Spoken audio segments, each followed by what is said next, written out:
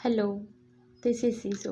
Welcome to explanation planet. आज मैं explain करने वाली हूँ 2021 में रिलीज़ हुई खदान मूवी, जिसकी IMDb रेटिंग 8.9 आउट ऑफ 10 है।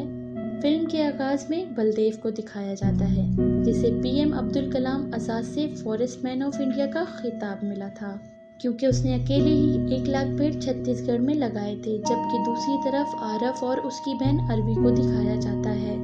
वो लोग छोटी जात के थे जो अपनी गैंग के साथ जंगल में रहा करते थे, क्योंकि वो अपने गांव और अपनी जात पे होने वाले जुल्म सितम से परेशान आकर उन्होंने एक इनकलाबी गैंग बनाई थी, जिसकी वजह से गवर्नमेंट ऑफ इंडिया ने इन्हें दहशतगर्द का दर्जा दिया था। एक दिन एक खूबसूरत चिड़िया बलदेव को एक ऐसी जगह ले जाती है जहाँ कुछ लोग बीच जंगल में टाउनशिप बनाने का काम शुरू करना चाह रहे थे। बलदेव उन्हें कहता है कि ये एरिया नो डेवलपमेंट जोन के अंडर आता है, यानी कि ये रिजर्व फॉरेस्ट है, यहाँ किसी भी इंसान का आना मना है। तभी वहाँ एक टाइगर आ जाता है। वो डर के वहाँ से अपना सारा सामान उठा के भाग जाते हैं। फिर कुछ दिनों बाद वो फिर से आ जाते हैं। वो चिड़िया फिर से शोर करने लगती है। फिर एक ऑफिसर उसे गन से शूट कर देता है ताकि वो लास्ट टाइम की तरह बलदेव को ना ले आए। उसके बाद वो बहुत से पेड़ काट के उन्हें आग लगा देते हैं। फिर वहाँ रहने के लिए वो एरिया को प्रोटेक्ट कर लेते हैं ताकि कोई जानवर ना आ सके। पर वो कैंप ऐसी जगह पर था जहाँ से हाथी पानी पीने के लिए गुजरते हैं। उनका रास्ता ब्लॉक होने की वजह से वो सब कुछ डिस्ट्रॉय कर देते हैं और जो भी उनके रास्ते में आता है उन्हें कुचल देते हैं। वो सब कुछ तबाह करके अपना रास्ता क्लियर करके पानी पीने चले जाते हैं। Next day police and media दोनों उस जगह पे आ पहुंचते हैं। फिर वहाँ बलदेव आता है, जो कॉन्ट्रैक्टर का कान पकड़ के गुस्से से कहता है उसने पहले ही बताया था कि ये जानवरों का जंगल है। तब DRL कंपनी का लॉयर कहता है ये जमीन DRL कंपनी ने खरीद ली है। दरअसल 10 एकड़ जमीन बलदेव के बुजुर्गों की थी। उन्होंने आज़ादी के वक्त गवर्नमेंट को जमीन अमानत के तौर पे दी थी, वहाँ के प्राइवेट कंपनीज को बेचने के लिए।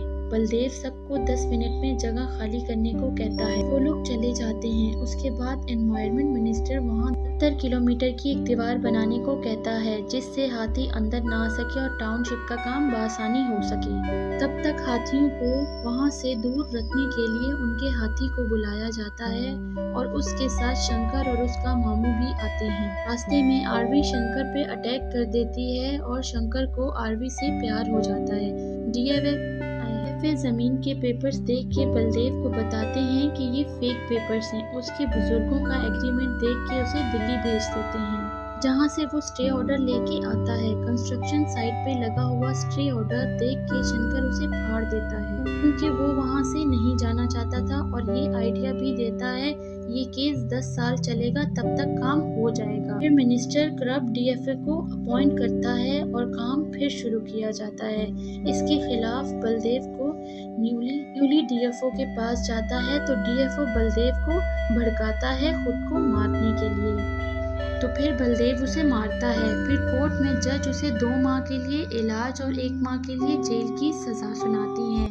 उधर कंस्ट्रक्शन साइट आरवी ब्लास्ट करती है और पिनवाइट टूट जाती है। वहाँ ठीक करना पॉसिबल नहीं था। फिर शंकर सबको ये कह के मनाता है वो सामान छोटू से उठवा लेगा। उसका मामू कहता है छोटू अभी बच्चा है, लेकिन शंकर उसे चुप करवा देता है। फिर छोटू से बड़े पिलर खिंचवाए जाते हैं।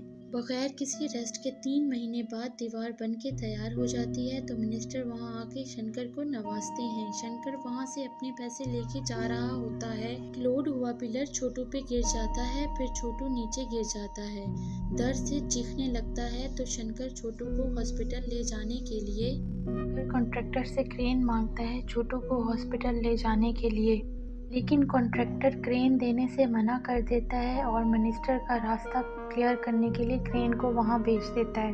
और इतने में ही छोटू की डेथ हो जाती है। बलदेव वहां आके कहता है अगर हाथियों से दुश्मनी नहीं लेनी तो दीवार को तोड़ना होगा।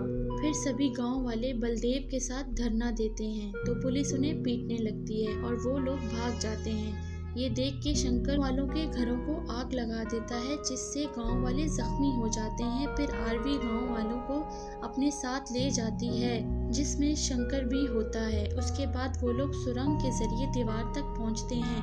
दीवार को गिराने का मंसूबा बनाते हैं। अर्जुन पांडे एक हाथी को मरवा देता है। उसके जुर्म में बलदेव को पकड़ने के लिए पुलिस फोर्स को भेजा जाता है। नेक्स्ट सीन में हम देखते हैं सुरंग बनके तैयार है, उसमें बॉम्ब लगाए गए हैं, लेकिन पुलिस फोर्स को उसका पता चल जाता है। फिर दूसरी सुरंग में बॉम्ब ब्लास्ट कर दिए जाते हैं, पर वहां से हाथी गुजर रहे होते हैं। ये देख के शंकर भागने लगता है तो आरव आरवी गैंग और पुलिस फोर्स में तसादुम हो जाता है। फिर शंकर वहां से भाग के जंगल में पहुंचता है तो आरवी की लाश के साथ उसे अर्जुन पांडे का नेम प्लेट मिलता है, जिसकी वजह से उसे लगता है कि आरवी के साथ जो कुछ भी हुआ है वो अर्जुन पांडे ने किया है।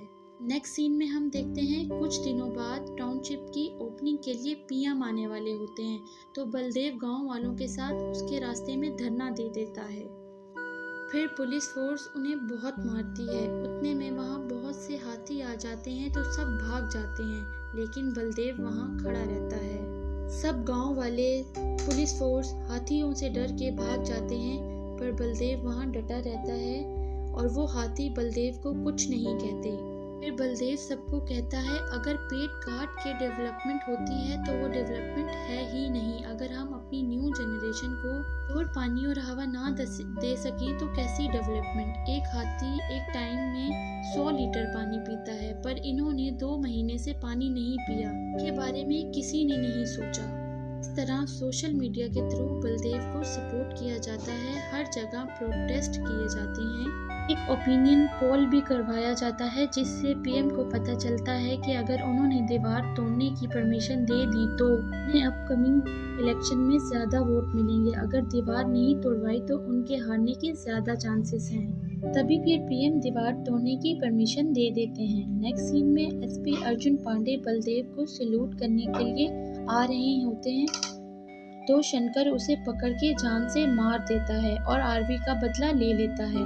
फिर वो दीवार तोड़ दी जाती है और सारे हाथी वहां से गुजरकर तालाब से पानी पीते हैं। शंकर अब बलदेव के साथ जंगल में रहता है। मिनिस्टर के घर पे लोग पत्थर मार रहे होते हैं और मिनिस्टर का टाउनशिप बनाने का सपना यहीं टूट जाता है और ये मूवी यहीं एंड हो जाती है। अगर मेरी एक्सप्लेनेशन आपको पसंद आई तो प्लीज़ लाइक करें, शेयर करें एंड सब्सक्राइब करें। मैं ऐसी और भी वीडियोस आपके लिए लाती रहूँगी इंशाल्लाह।